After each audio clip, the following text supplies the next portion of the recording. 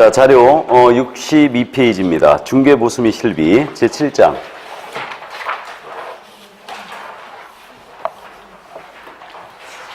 이 부분은요, 이론 문제 하나, 계산 문제 하나입니다. 작년에 계산 문제 하나만 출제를 했죠. 그래서 이론 문제 하나, 계산 문제 하나입니다. 보수에 대한 부분인데요. 이 보수, 중개 보수가 있고요. 이거는 중개 업무에 대한 대가예요. 그 다음에 이제 실비라는 게 있습니다. 이 실비는 비용을 보상해 주는 거죠. 그래서 중개 업무 수행하면서 들어간 비용을 보상해 주는 게 바로 실비입니다. 그래서 중개 보수와 실비는 전혀 성격을 달리하기 때문에 중개 보수 외에 실비를 받았다 하여 보수초가 절대 아닙니다.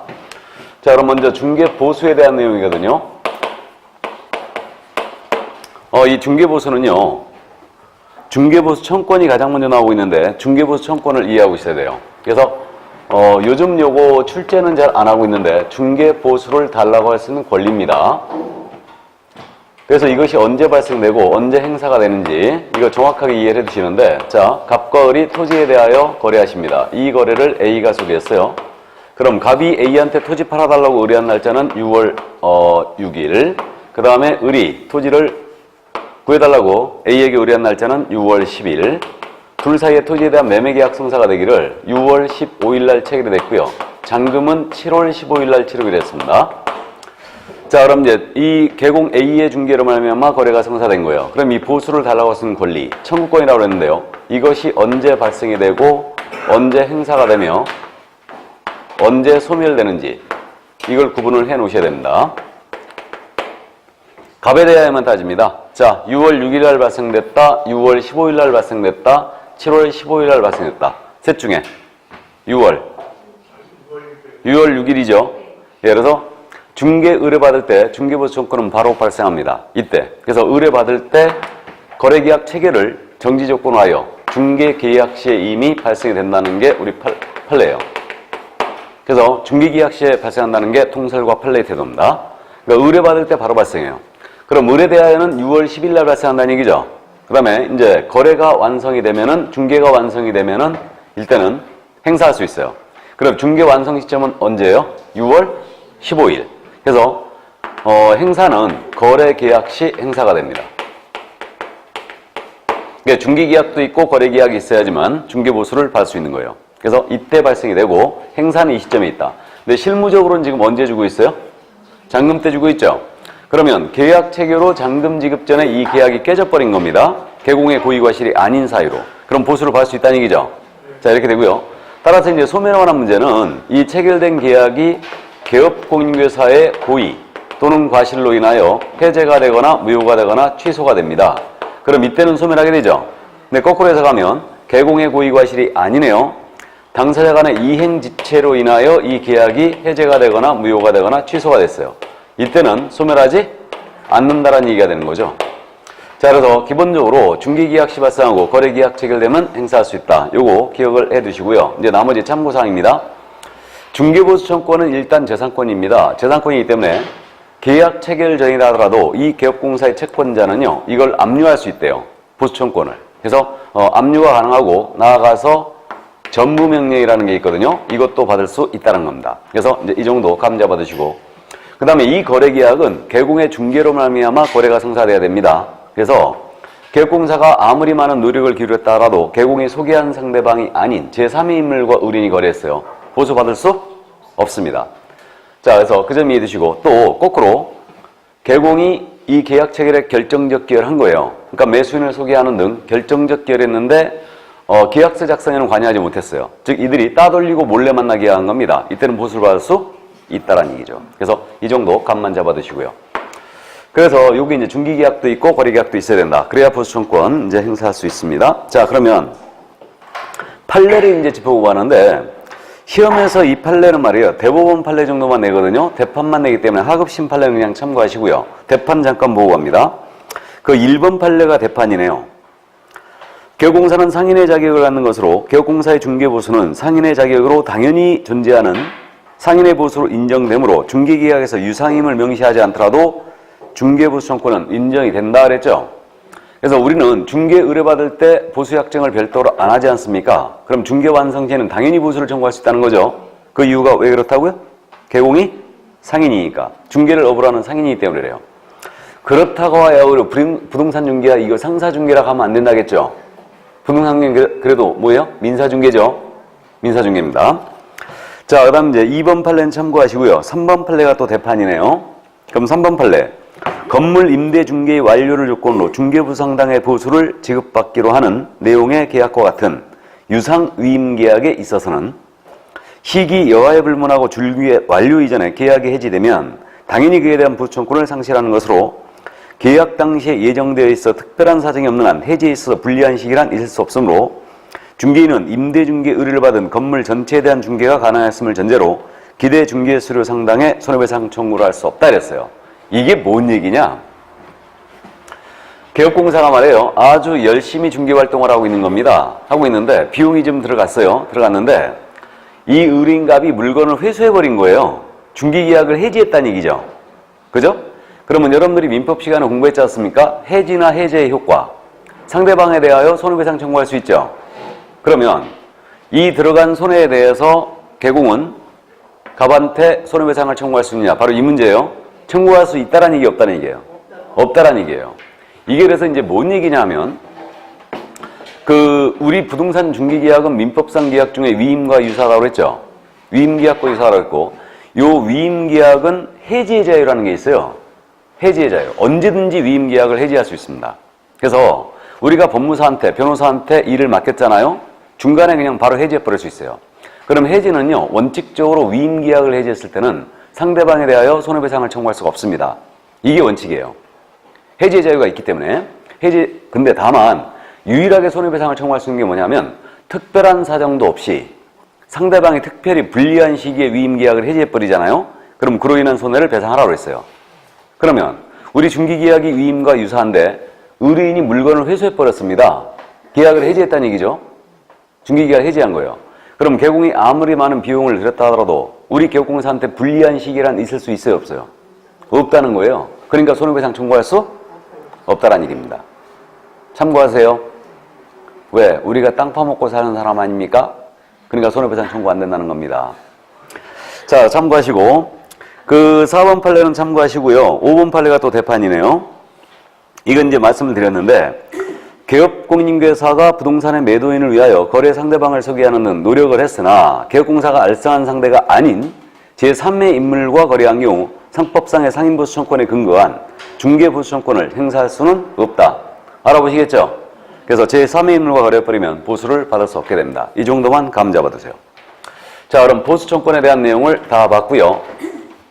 이 보수라는 것은 중개계약도 있고 거래계약도 있어야지 받을 수 있다 말씀드렸는데 참고로 조금 더 부연 설명하면요. 공동중개예요. 갑의 개업공사는 A고 을의 개공은 B 아닙니까? 둘이 협력하여 계약 성사시킨 거예요. 그럼 우리가 실무적으로 지금 이 A 개공은 갑한테 보수 청구하고 B 개공은 을한테 보수를 청구하죠? 그러면 A는 을에 대하여 보수를 청구할 수가 없죠. 왜 그러냐면 을과 A 사이에는 중개계약이 있어요? 없어요? 없죠. 근데 거래계약은 있죠. 그래서 보수를 받으려면 중개계약도 있고 거래계약도 있어야 돼요. 의뢰를 받아야 됩니다. 그리고 거래가 성사가 돼야 된다는 거죠. 그래서 이론적으로 이제 이런 설명이 가능하고요. 다만 이제 주의할 점은 중개계약 당사자가 아니기 때문에 이자에게 보수를 청구할 수는 없지만 이 A는 중개활동함에 있어서 을에 대하여 신의 성실을 다해야 되죠. 기억나죠? 그래서 이제 그 정도만 이해해 주시고 자, 이제 보수의 한도로 넘어갑니다. 중개보수의 한도. 작년에 계산 문제만 출제하고 이론 문제를 출제 안 했다고 그랬습니다. 그래서 이 이론 문제를 출제할 때는요. 한도를 반드시 물어봅니다. 그러니까 이해를 꼭 해두시는데 지금 그래서 중개보수의 한도를 정하는 방법은 크게 물건이 주택이냐 주택이 아니냐로 구분되어 있죠. 지금 중개산물이 주택이냐 주택이 아니냐. 그러니까 주택과 주택 외로 구분했어요. 이렇게. 그럼 주택에 대한 중개보수의 한도는 어떻게 정하냐면 국토교통부령입니다. 국토교통부령이 정하는 범위 안에서 세부 내용은 뭐로 정한다? 시도, 조례 정한다. 그러니까 주택에 대한 중개보수에 대해서는요. 우리 개업공사는 최종적으로 시도, 조례가 정하고 있는 범위를 절대 초과하시면 안 되는 겁니다.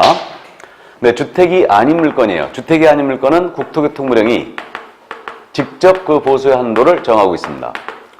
그럼 주택이 아닌 물건에 대해서는 이건 조례로 위임된 사항이 아니라는 점, 이 점을 감을 잡아두셔야 돼요.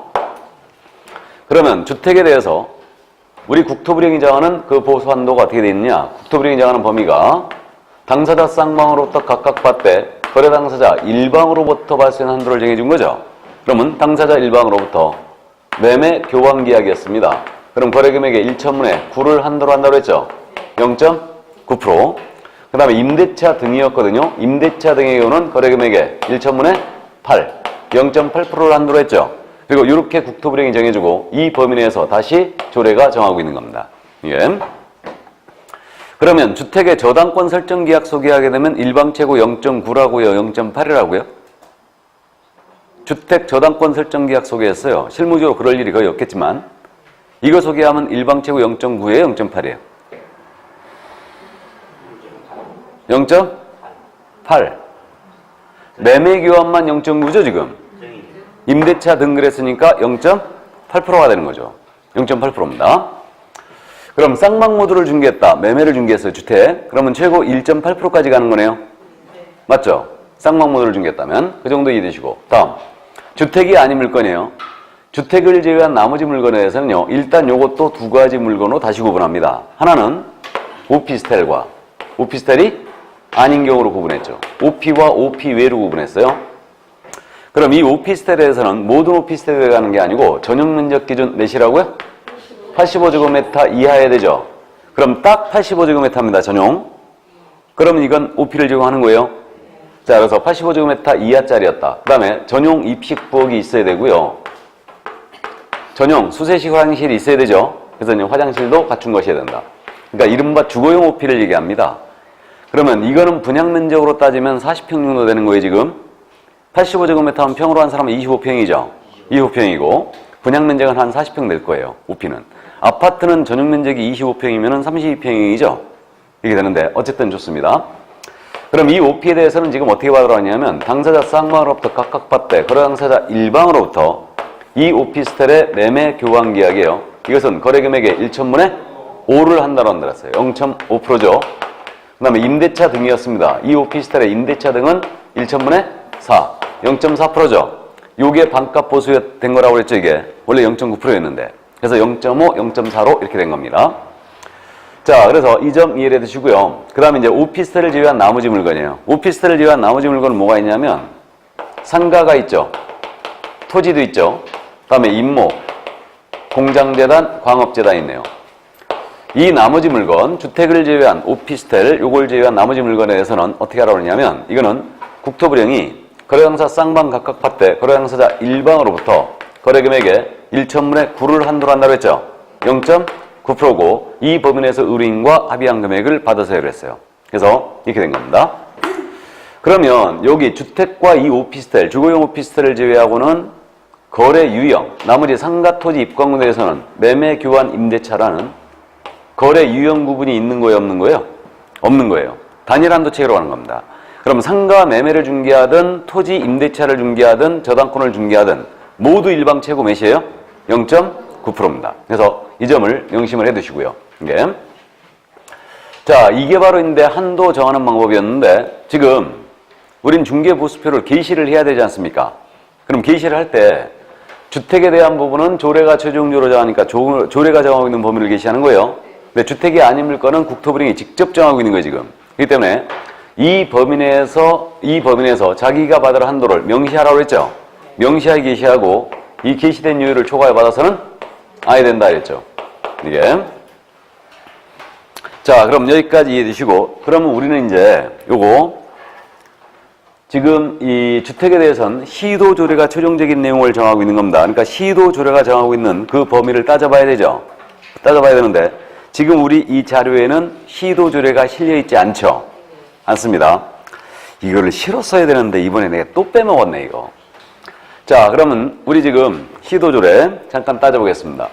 지금 주택에 대한 중개보수표거든요, 이게. 우리 경기도조례, 서울시조례, 충청도조례, 부산시조례, 대구광시조례 모두 같습니까? 틀립니까? 모두 같다고 그랬죠, 지금? 모두 같아요. 다 같습니다. 주택에 대한 보수표가 전국 통일이라고 보시면 돼요, 그냥. 자, 그래서 이 주택에 대한 중개보수표인데 일단은 거래 유형 그냥 봐두시기만 하시기 바랍니다. 매매, 교환, 그 다음에 임대차 등 이랬죠. 그 다음에 이제 거래 금액, 중개보수율, 한도액이 있죠.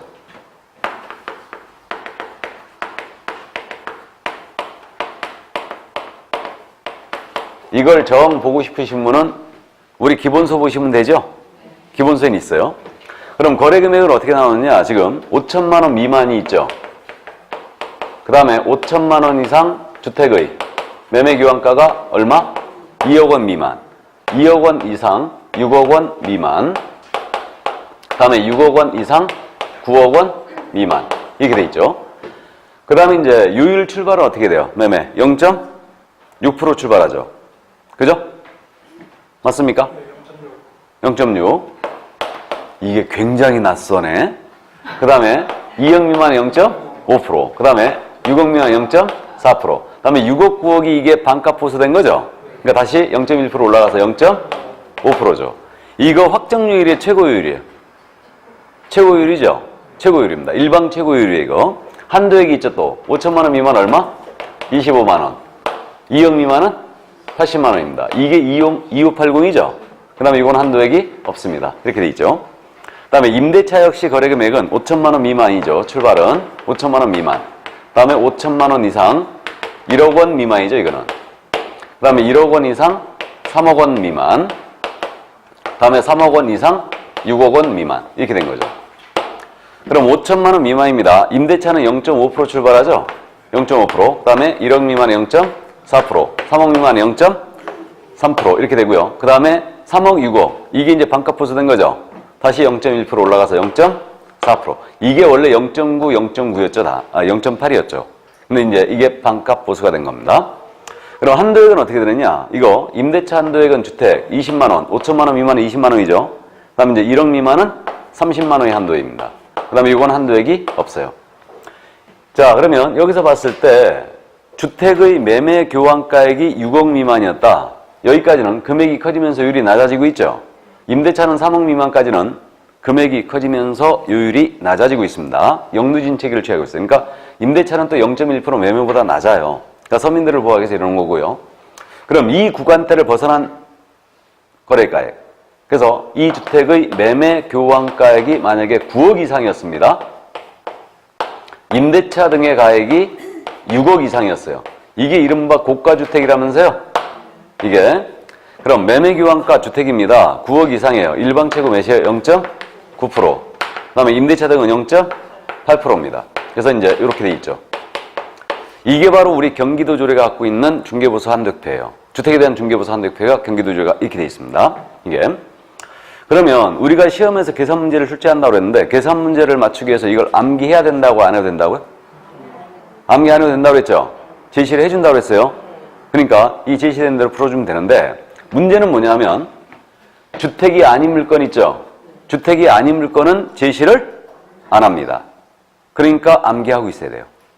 이거. 그래서 오늘 기출문제 특강에서 이 부분 다뤄줄 건데 어쨌든 이거 주택에 대해서는 제시를 하지만 이건 제시를 안 하니까 일단 그 정도 기억을 해 두시고요. 근데 요거는 암기할 필요는 없지만은 적용하는 방법은 알고 있어야 되죠. 그래서 이걸 어떻게 적용하느냐 바로 이 문제인데 그러면 이 부분에 대해서 쌍방 모두를 중개했다. 그럼 이건 일방 한도의 표죠 지금. 그러니까 쌍방으로부터 각각 수수할 수 있죠. 이 점 이해해 주시고 다음 이거 엄청 잘 물어보는데 주택 소재지 시도 조례와 중개사무소 기준 시도 조례가 서로 틀렸어요. 둘이 틀렸습니다. 그러니까 경기도 여기 평택시에 사무소를 두신 개혁공사가 저기 서울특별시 종로구에 있는 주택을 소개한 거예요. 그럼 서울시 조례로 가느냐 경기도 조례로 가느냐 이 문제죠 지금. 어디로 통일한다고요? 경기도. 사무소로 통일하죠. 왜 그러냐면 의뢰인은 이 중개사무소 찾아왔기 때문에 여기에는 경기도 조례가 게시가 돼 있겠죠. 그러니까 사무소로 통일합니다. 그렇다면 그 분사무소에서 주택에 대한 거래 소개했다면 주된 사무소로 가는 게 맞아요? 분사무소 기준하는 게 맞아요? 이건 분사무소 기준 가야죠. 의뢰인은 이 분사무소 찾아왔으니까. 그래서 이 점 감 잡고요. 이거 고맙게도 생각보다 잘 물어봅니다. 작년 문제에서도 이게 정답이었어요. 이게 정답이었고 재작년 문제에서 26회 때. 자, 그러면 그 다음에 이제 복합 건물, 이것도 아주 잘 물어보는데 제가 극단적인 예를 들어왔죠. 복합 건물에 대해서는. 자, 이게 지금 건물입니다. 중개대상물인 건물인데 요게 1층이 상가고 2층은 주택이에요. 이게 만약에 구분 건물이었다. 구분 건물은 등기가 별도로 나와 있다는 얘기죠. 소유권 문의는 게 따로 된 거. 이거는 따로 가야 됩니다. 그러니까 가액을 쪼개가지고 따로따로 계산해 줘야 돼요. 계약서도 따로 써야 되고 다. 근데 이게 하나의 건물이었어요. 그래서 하나의 건물이었습니다. 이걸 중개한 거예요. 그럼 보수를 어떻게 받아야 되냐? 바로 이 문제죠, 지금. 이걸 면적으로 나눴죠, 지금. 그래서 주택의 면적이 2분의 1 이상이었네요. 2분의 1 이상이라면 전체에 대한 물로 간다? 주택으로 간다. 전체에 대해 주택으로 간다. 그래서 주택의 면적이 2분의 1 이상이라면 전체를 주택으로 간다. 이거. 그럼 주택 면적이 2분의 1 미만이라면 전체에 대한 물로 가야 돼요. 주택 외로 가야 되죠. 그래서 주택 면적이 2분의 1 미만이라면 주택 외로 가는 거예요. 이때는 상가로 가는 겁니다. 그래서 이렇게 되고요. 그럼 둘이 면적이 같았어요. 여기 주택도 50제곱미터고 상가도 50제곱미터였습니다. 그럼 전체에 대한 물로 가야 돼요. 주택으로 가야 되죠. 같다면 2분의 1 이상이라고 했으니까. 그래서 정확하게 이제 기억을 해 두시고요. 자, 그래서 복합 건물의 경우는 이때는 주택 면적을 기준했다. 그래서 주택 면적이 만약에 2분의 1 이상이라면 이때는 전체에 대하여 주택으로 간다는 점 이해해 두시고, 그 다음에 주택 부속 토지가 있죠. 주택의 대지. 그래서 주택의 부속 토지는 토지율을 별도로 적용하는 게 아니죠. 이거는 통상주택과 함께 그려야 되니까 이거는 주택 부속 토지는 전체에 대해 뭘로 간다? 주택률을 주고 간다. 이 점 이해해 두시고, 다음 이 표는요 컨설팅이나 분양대행 권리금 거래 소개했습니다. 컨설팅이나 분양대행 권리거래 소개했을 때 이 표 적용한다 안 한다? 안 한다. 이거 왜 적용 안 해요? 중개업이 아니니까. 맞죠? 자, 그래서 그 점 이해해 주시고, 그럼 분양대행해주고 아무리 많은 보수받아도 보수화가 아니네요? 자, 이렇게 된 겁니다. 그래서 그 점 이해하시고, 다음 우리 기업공인회사가 의뢰인과 한도를 초과하는 보수약정을 한 거예요. 법정 보수가 400만 원이었는데 500만 원 받기로 약정한 겁니다, 이거. 그러면 이거 한도 초과 약정했죠? 그럼 이거는 전체가 다 무효예요? 초과하는 부분만 무효예요? 초과하는 부분만 무효다.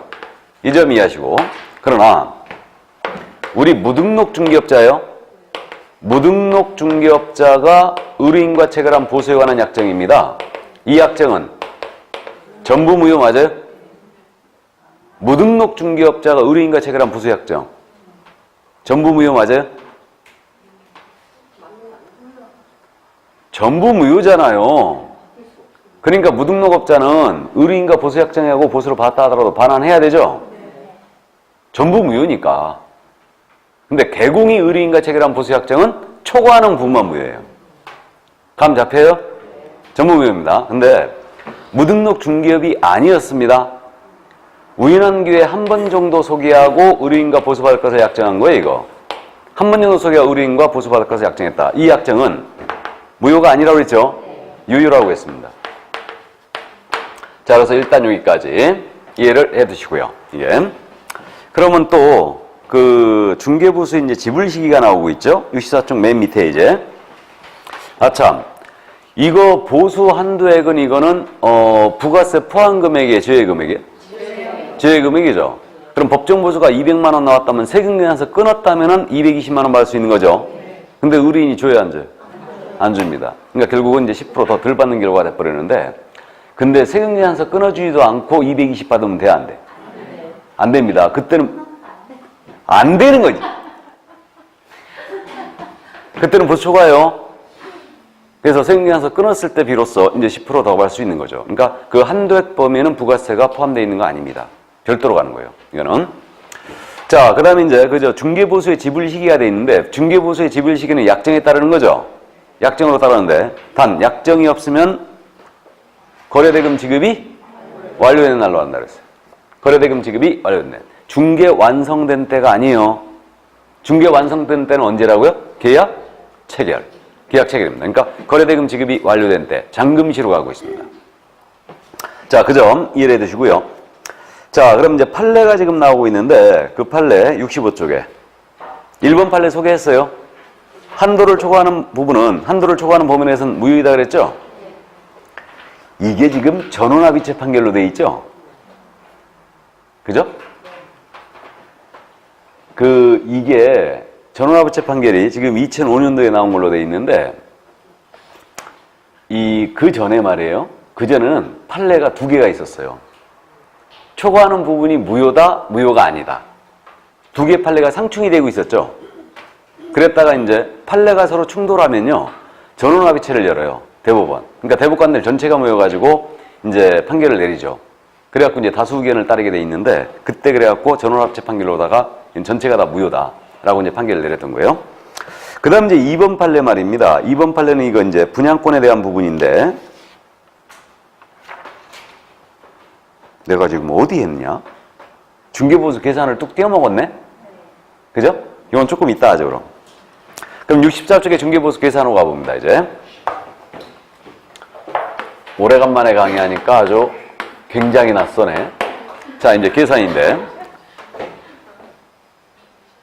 나 쭉 쉬었어요. 예. 근데 일요일날부터 이제 다시 시작했죠. 일요일날부터. 아니거든요, 지금. 제가 길을 느낍니다. 지금 일요일날서부터 지금 아주 피곤해갖고 죽겠는데, 지금. 자, 그러면 이제 거래금액. 계산은 이제 거래금액에다가 중개보수 요율을 곱하는 거예요. 요율을 곱하고 이제 산출액이 나옵니다. 그럼 이제 주택이어는 한도액이 있죠, 지금. 2580, 임대차는 2030이 있어요. 그러면 한도액과 비교합니다. 비교해서 항상 적응금액 받아야 되죠? 그럼 한도액이 더 크면 산출액 받아야 되고, 산출액이 더 크면 한도액 받아야 되고, 그 다음에 이제 둘이 같으면 아무거나 받으면 됩니다. 이때 이 거래 금액을 무엇으로 할 건가? 이거는 거래 유형에 따라 달라지는 거죠? 자, 그러면 거래 유형이 일단 매매였습니다. 그럼 매매는 거래 금액을 매매 대금으로 하면 돼요. 뭐 문제 없습니다. 그래서 역시 계산의 편의를 위하여 싼 것으로 연습합니다. 싼 것으로. 그러면 아파트 매매가 1억 8천짜리였어요. 최고율 몇 프로? 0.5%죠? 0.5%. 그러면 90만 원 나오죠? 90만 원 받으면 돼요, 안 돼요? 80만 원의 한도액이죠? 그러니까 이걸 쌍방 각각 받을 수 있습니다. 자, 그러면 이제 상가 매매가 2억짜리였습니다. 최고율 0.9%다. 상가니까. 자, 그러면 180만 원 나오죠? 이걸 쌍방 각각 받을 수 있습니다. 자, 그러면 5P였어요. 주거용 5P. 85제곱미터 이하짜리. 그러면 매매가 2억짜리였다. 그럼 최고율 몇 프로? 0.5%죠. 그러면 100만 원. 쌍방 각각 받을 수 있죠? 그러니까 매매 별로 문제 안 됩니다. 자, 그런데 이제 갑과 을이 아파트에 대한 매매하십니다. 이 거래를 A가 소개했어요. 갑이 소개했습니다. 개공이 소개했어요.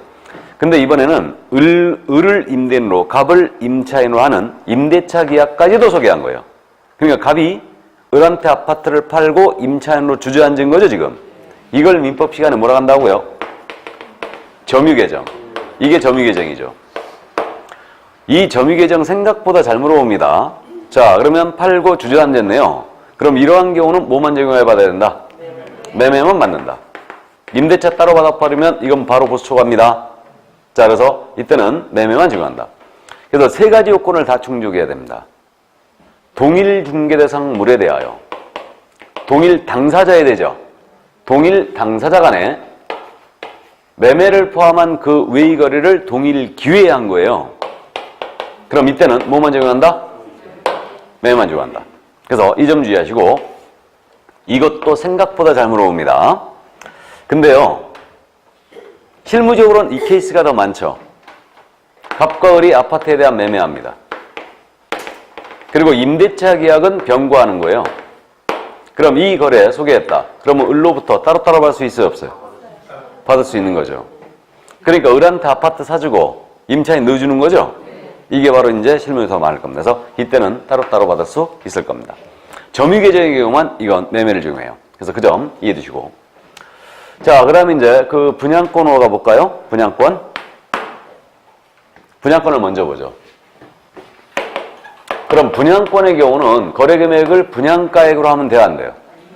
절대 안 되죠. 기납입금으로 가는 거예요. 그래서 분양권은 거래금액을 기납입금. 이때 중도금 대출받아서 납입하는 거 있죠? 그럼 날짜가 지나면 이건 납입한 걸 쉬는 거예요. 납입한 걸 쉬는 겁니다. 그러면 기납입금에 프리미엄 합산금액으로 한다. 이 프리미엄을 실무에서는 뭐라고 부른다고요? P라고 부르고 있다. 그럼 예를 들어서 아파트 분양가액 5억짜리였어요. 여기에 계약금 5천 들어갔고 1차 중도금 1억이 납입이 됐고 그 다음에 여기에 P가 5천이 붙은 거예요. 그럼 총거래대금 얼마예요 지금? 2억이죠. 2억입니다. 그럼 총거래대금 2억 나왔고 그럼 여기에 0.5예요 4예요? 0.4죠. 2억 이상 6억 미만이죠 지금. 그럼 딱 2억 떨어지면 0.4%입니다. 맞죠? 0.4%입니다. 그럼 248, 80만 원 계산되죠? 이걸 쌍방 각각 받을 수 있죠. 이렇게 됩니다. 그래서 분양권의 경우는 5억 플러스 5천 하면 절대 안 됩니다. 분양가액으로 하면 절대 안 된다는 얘기예요. 이거 기납입금의 프리미엄입니다. 자, 그 다음에 이제 그저 상가, 같은 조건의 상가였다. 상가면 만약에 거래금액 2억 똑같이 나오겠죠? 0.9%. 그럼 180만 원 나올 테고 같은 조건의 OP였다. OP 분양권이었어요. 그러면 거래금액 역시 2억 나오고 0.5%죠? 그러면 100만 원이 계산됩니다. 그래서 이 분양권의 경우는 기납입금의 프리미엄 합산금액으로 한다는 게 이게 우리 대법원의 태도였죠. 이게. 그래서 그 점 일단 주의를 해 주시고요. 자, 그 다음에 이제 교환으로 넘어갈까요? 교환.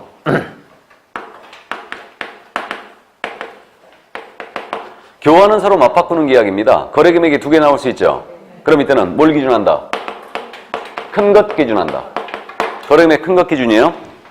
그럼 예를 들어서 아파트 5억짜리하고 단독주택 4억짜리를 맞바꿉니다. 둘이. 그럼 거래 금액 큰 것 기준이니까 5억 기준한다는 얘기죠.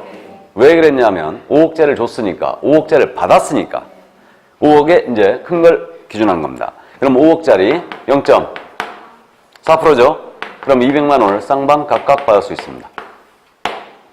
자, 그래서 일단 시험에 출제 가능한 계산 교환 문제는 바로 이 정도입니다. 여기까지만 이해되시면 되고 이때 이 단독 4억짜리 주는 사람은 여기다 플러스 1억을 하잖아요. 맞죠? 이 플러스 1억을 금액을 둘이 맞추기 위해서 이걸 민법 시간에 뭐라고 공부한 거예요? 보충금. 그래서 이 보충금은 매매 대금에 관한 규정을 준용한다 이렇게 돼 있지만 우리 중개보수 계산할 때는 보충금을 가산한다 안 한다? 안 한다. 순수 가액만 비교해 큰 것 기준입니다. 자, 이렇게 돼 있고요. 자, 지금부터는 참고예요. 참고인데 만약에 상가 5억짜리하고 아파트 5억짜리를 맞바꾼 거예요, 서로. 이거 이때는 거래 금액은 같은데 유일체계가 틀리죠. 그럼 이때는 뭘 기준한다? 상가. 보수율이 높은 걸 적용한다는 게 우리 유권 해석입니다. 그러면 5945, 450만 원 쌍방 각각 받을 수 있다는 얘기죠. 이 얘기예요. 참고고. 근데 이번에는 상가 3억짜리하고 아파트 5억짜리를 맞바꿉니다. 금액도 틀리고 요율체계도 틀리죠, 둘이. 그럼 이때는 어떻게 계산하느냐? 요율체계가 다른 것끼리의 교환은 계산이 원래 각각 계산하는 거예요. 보수를. 각각 계산해가지고 큰 것 기준이에요. 그럼 상가 얼마 나와요? 270. 아파트 200. 맞죠? 그러니까 270을 기준합니다. 이렇게 하는 거예요. 그러니까 이것도 원래 그렇게 하는 거예요. 각각 계산해서 높게 나오는 걸로 보수를 받습니다. 일단. 자, 그래서 이렇게 하고요. 근데 뭐 이런 견해가 있을 수 있죠. 거래금액 큰 것 기준이라고 그랬으니까 5억에 기준하고 보수 유율체가 틀리면 유권 해석이 유율이 높은 거 적용하라고 그랬죠. 그러니까 0.9% 때려가지고 450이다 라고 하면 좋겠죠. 근데 이렇게 해석하는 견해는 없습니다. 일단. 그래서 유율체가 다른 물건끼리 교환은 각각 계산하여 큰 것 기준이다. 이 정도. 근데 실무적으로 교환은 중개하시라고 하지 말라고. 하지 말라고 그랬죠. 10중 8구 사기로 고소 들어온다고 그랬어요. 그러니까 교환은 웬만하면 중개를 자제하시라고 그랬죠. 자, 그 다음 이제 임대차로 내려가는데 임대차 중에 월세가 없는 것을 우리는 뭐라 부릅니까? 전세라고 그러죠. 그러니까 이제 전세는 전세금으로 하면 되죠, 뭐. 그래서 역시 계산의 편의를 위해 싼 것으로 연산입니다. 아파트 전세 8천짜리. 최고율 몇 프로? 0.4%. 그럼 48, 32만 원 나오는데 32만 원 받으면 안 되죠? 한도액이 30만 원이에요. 이걸 쌍방각합할 수 있습니다. 2만 원 더 받으면 몇 년 징역이라고요? 1년 이하의 징역이라고 했습니다. 부초과예요. 자, 그 다음 이제 상가 전세 8천짜리였어요. 그러면 0.9%. 상가는 0.9%잖아요. 이거 그러면 8, 9, 72, 72만 원이죠. 이걸 쌍방각합할 수 있고, 그 다음에 OP, 주거용 OP 85제곱미터 이하짜리, 이거 전세 8천짜리였습니다. 일방채고 몇 프로? 0.4%. 그럼 32만 원이죠. 이걸 쌍방각합할 수 있습니다. 이렇게 되죠. 그래서 전세는 계산 문제 낸 적 한 번도 없어요. 문제는 임대차예요. 문제 임대차인데, 임대차는 거래 금액을 어떻게 해야 되느냐? 보증금이 있죠. 보증금 더하기 월세에다가 곱하기 몇을 한다고요? 100을 한다. 이 100의 근거가 옛날에 보증금을 월세로 전환시킬 때 월 일부이자 친 거 바꿔놓은 거라고 그랬죠, 이게? 월 일부이자는 월 1%를 얘기하고 연리 따지면 12%입니다. 근데 지금 월 일부이자로 돌리면 절대 안 됩니다. 월세 전환시킬 때. 자, 그래서 어쨌든 곱하기 100이 거기서 나온 거예요. 그래서 예를 들어 그 보증금 만약에 5천이었고 월세가 30만 원짜리였다. 그러면 보증금 5천 더하기 월세 30만 원 곱하기 100이라는 얘기네요. 그럼 이거 8천 나왔죠? 8천만 원짜리 계산해봤죠? 그죠? 그래서 이게 주택이었다면 30만 원 나오는 거고, 상가였다면 72만 원, OP였다면 32만 원이 나오는 겁니다. 그래서 이렇게 이제 계산하죠. 그러니까 월세 곱하기 100을 하여 합산한다. 그리고 이제 계산을 하는 겁니다. 그래서 이게 월 일부이자 그거였지 않습니까? 내가 전세 8천짜리 들어가라고 했는데 5천밖에 없다, 보증금이. 3천은 월세 전환시키는 거예요. 3천만 원의 월 1%가 이거 30만 원이라는 얘기죠? 맞잖아요? 곱하기 100을 그러면 다시 3천 나오잖아요. 이렇게 됩니다. 그래서 이렇게 지금 계산하는 게 대원칙이에요. 임대차는. 그런데 이게 2006년도부터 이렇게 바뀐 거라고 그랬죠? 2005년도까지는 계약기간 월 수를 곱했었다고 그랬어요. 여기에 24, 주택임대차라면, 상가라면 12가 통상 곱해졌는데 100으로 바뀐 거예요. 그런 바람에 소액임대차에서 무려 보수가 3배 정도가 뛰었다고 그랬죠. 그래서 소액임차인을 부각해서 이걸 조정을 해준 거예요. 그래서 임대차는 보증금 더하기 월세 곱하기 100을 하여 합계한 금액으로 거래 금액을 가는데, 다만 이렇게 계산한 금액이 5천만 원 미만이었어요. 5천만 원 미만인 경우에는 보증금 더하기 월세 곱하기 몇을 한다? 70을 한다. 이거 이 70이라는 숫자는 적당히 낮춘 겁니다. 이거 70%를 적용하는 것도 아니에요. 그 점 착각하면 안 되고요. 자, 그러면 이제 70으로 이제 가는데, 그럼 예를 들어서 보증금 2천에 월세가 20짜리였어요. 그럼 얻는 계산에도 이거 4천밖에 안 나오죠? 그럼 5천만 원 미만 거래가 된 거예요. 그러면 거래 금액이 2천 더하기 월세 20만 원 곱하기 70이라는 얘기죠. 그러면 한 사람은 3,400만 원입니다. 이 물건이 만약에 주택이었어요. 그럼 주택률 적용해야 되죠? 0.5%. 그럼 계산하면 17만 원 계산되고요. 그 다음에 이게 만약에 상가였다. 그럼 0.9%죠. 그러면 30만 6천 원이 계산되고, 그 다음에 이 물건이 주거용 OP였습니다. 그럼 곱하기 0.4%죠. 그러면 13만 6천 원이 나온가요? 이렇게 됩니다. 이게. 그래서 임대차는 보증금 더하기 월세 곱하기 100을 하는 합계, 이것을 거래금액으로 가는 게 대원칙인데, 다만 이렇게 계산한 금액이 5천만 원 미만이었을 때는 월세 곱하기 71로 간다는 점을 주의하시고, 이렇게 가는 방식은 주택임대차만 그렇게 하는 게 아니에요. 다 그렇게 합니다. 토지임대차, 상가임대차, OP임대차 다 그렇게 해요. 5천만 원 미만 나와버리면. 그래서 월세 곱하기 71로 간다는 거, 그 점을 또 착각하면 안 되고요. 자, 그래서 여기까지. 이게 바로 이제 계산 연습이었습니다. 여기까지가. 그럼 이제 그 부가세는 별도로 한다고 했고, 보수지급의 시기는 이제 말씀을 드렸고요. 판례 65쪽에 그 2번 판례 이제 보고 가야 되죠.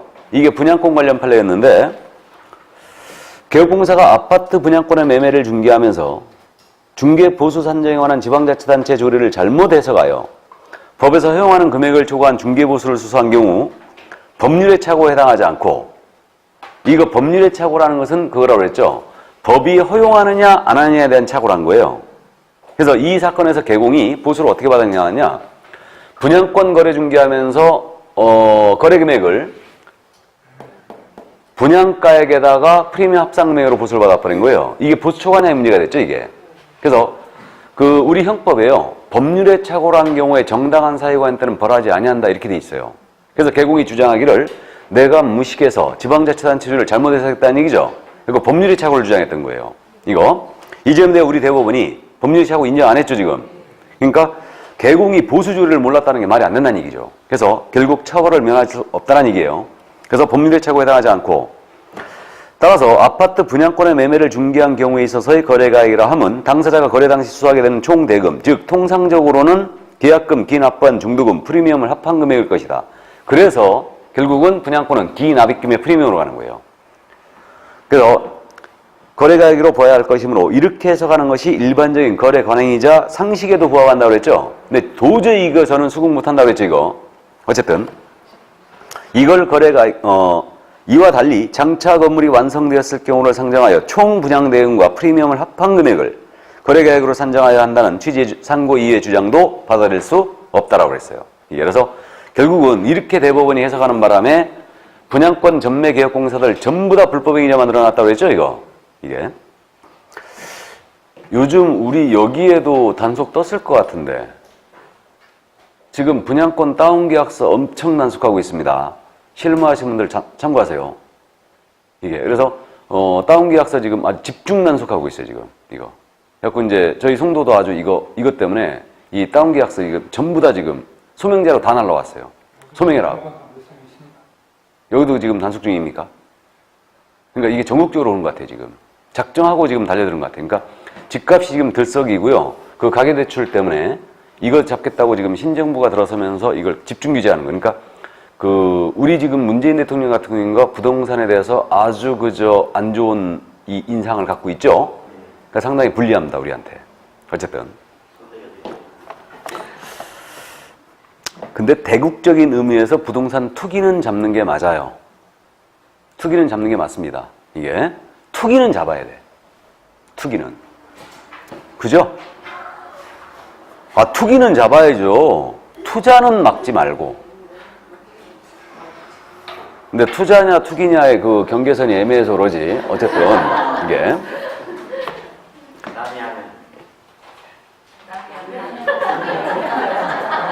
녹화되고 있습니다, 지금.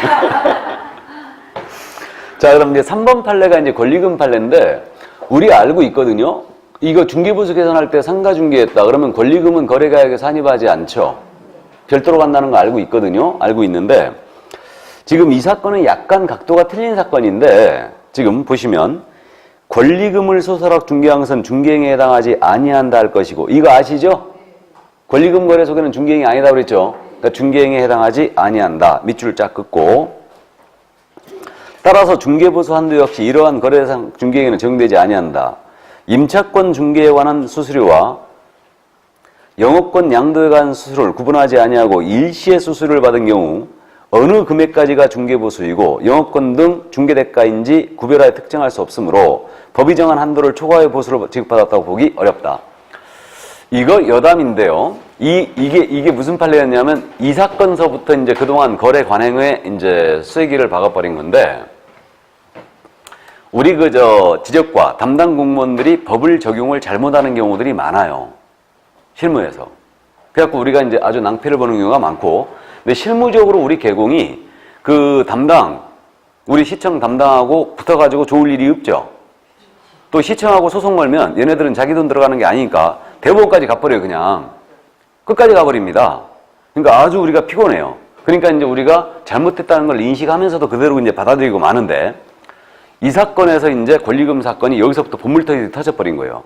이게 어떻게 됐었냐면, 이 사건이 예를 들어서 상가 거래 중개하면서 상가 매매가 1억이었고 권리가 만약에 1억이었다. 이거 거래 중개하면서 말이에요. 권리금에 대한 대가는 우리가 중개보수 적용할 게 아니라고 그랬죠. 근데 손님들이요. 권리금 보수 이거 1억 중개하면 적어도 1,000만 원입니다. 적어도. 그러면 그 근거 내봐라. 1,000만 원 어떻게 받을 건데? 이 1,000만 원 네가 달라는 이유가 뭔데? 근거 내놔봐라. 근거 있어요, 없어요? 없어요. 이걸 갖다 그렇다고 또 손님한테 우리는 상인이니까 상인보수권 인정되므로 내가 일을 했으므로 이 보수는 받아야 된다라고 주장하면 먹히겠어요, 그게? 안 먹히지. 그러니까 실무적으로 어떻게 받았냐면 이걸 갖다가 그때는 영수증제도가 있었어요. 그래가지고 영수증을 써주는데 2억 총거래대금 2억 해갖고 0.9% 때린 거죠. 180을 받은 거죠. 이렇게 끊어준 거예요. 인호가 가서 찔러버린 거예요. 등록관청에 가서 보수 초과했다. 찔러버린 겁니다. 그래가지고 또 이 등록관청에서는 이제 이렇게 찔르잖아요. 그러면 이렇게 받았다 해갖고 결국은 보수 초과다. 그래갖고 업무정지를 때렸죠. 개공한테 업무정지를 때린 거예요. 이거를. 그래갖고 이제 우리가 등록관청하고 붙기 싫으니까 그냥 업무정지 6개월 받아왔죠. 근데 한 개업공사가 뭔 소리야? 나는 보수 초과한 거 아니거든? 이 180만 원은 일단은 이 중에는 상가에 대한 보수 90만 원하고 권리금에 대한 보수 90만 원이 들어가 있는 거다. 그러니까 나는 보수 초과가 아니라고 주장했어요. 그러면서 이걸 고발 들어가니까 이 소송을 대법원까지 끌고 간 거죠, 이게. 그래서 대법원의 판단은 이제 어떻게 판단했느냐. 대법원에서는 이게 형법상 대원칙에는 그런 원칙이 있어요.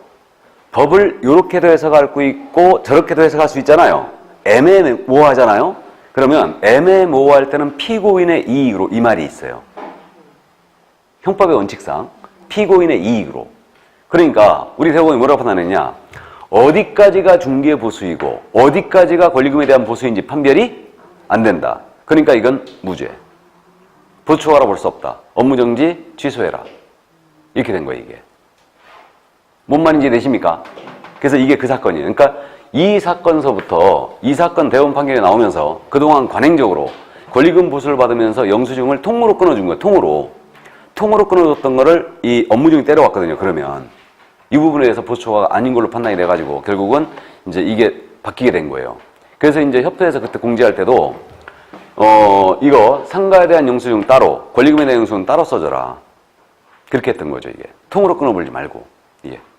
뭔 말인지 되십니까? 그래서 이제 이 권리금사. 그러니까 요즘은요, 우리가 지금 공인인사들이 이거 자격증 그냥 쉽게 따서 가는 거 아니죠?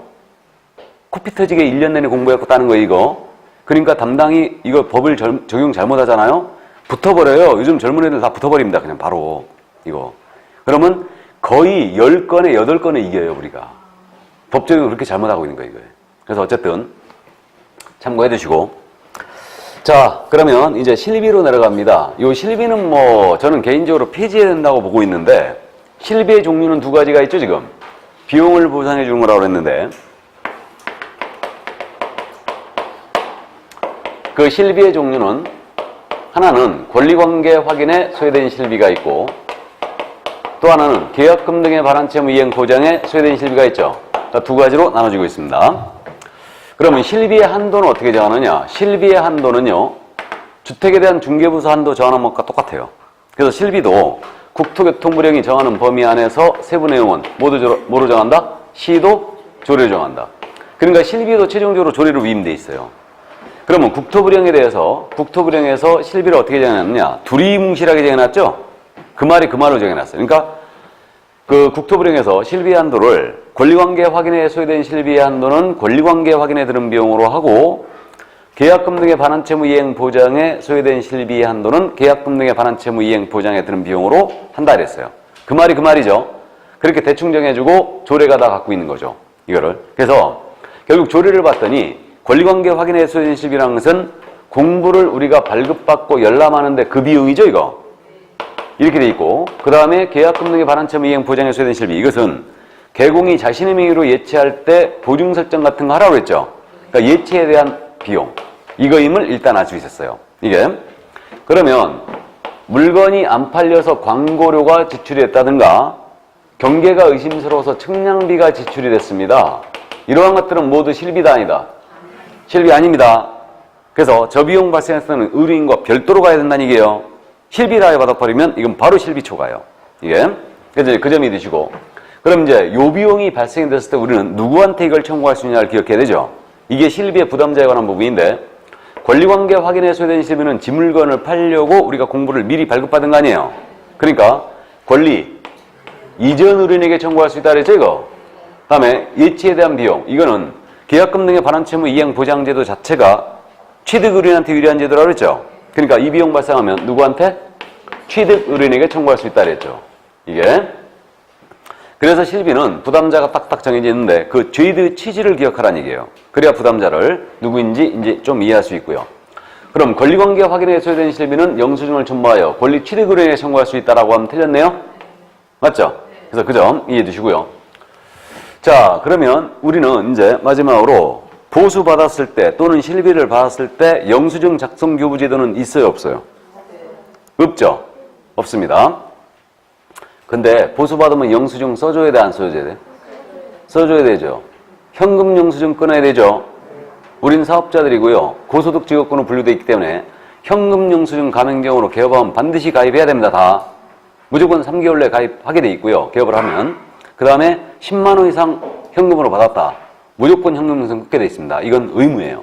의무입니다. 다. 그래서 어쨌든 그래서 우리 법에는 영수증 제도를 폐지한 거예요. 이게 우리가 소득세법상 사업자이기 때문에 소득세법상 영수증 교부 의무가 있거든요. 이게 그래서 그 정도 감 잡아두시고요. 자, 그러면 이제 다 했네요.